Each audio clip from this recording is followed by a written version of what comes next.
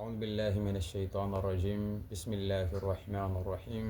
الحمد لله رب العالمين وصلى الله على سيدنا Muhammad wa ala alihi at-tayyibin at-tahirin. Ndugu zangu, tukiwa katika mwendelezo wa kipindi chetu cha dua ni silaha ya muumini, leo tuangalie dua ambayo unatakiwa uisome iweze kuponya maumivu ya kichwa na mafua vile vile.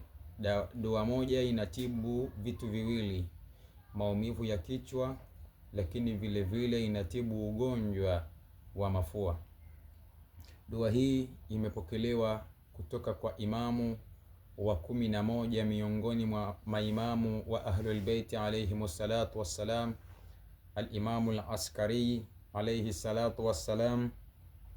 Anasema, utakapokuwa na maumivu ya kichwa kisha wakati huo una ugonjwa wa mafua, chukua chombo chako kisafi, weka maji, kisha maji yale yasomee dua hii, na kisha baada ya hapo maji yale utayanywa, na ukishayanywa biidhnillah utaweza kupona mafua, lakini vile vile na maumivu ya kichwa yataweza kuondoka biidhnillah taala. Dua hii inasema ya kwamba alam yara alladhina kafaru anna as-samawati wal arda kanata ratqan fafataqnahuma waja'alna min al-ma'i kulla shay'in hayyan afala yu'minun.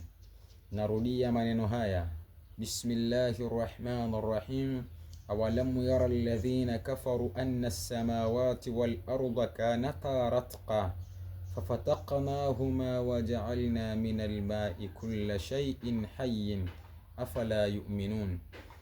Narudia mara ya tatu, awalam yara alladhina kafaru anna as-samawati wal arda kanata ratqan fafataqnahuma waja'alna min al-ma'i kulla shay'in hayyin afala yu'minun.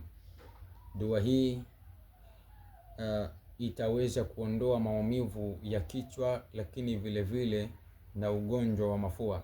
Dua hii ni dua, lakini pia vile vile ni aya miongoni mwa aya za Allah subhanahu wa ta'ala katika kitabu chake kitukufu.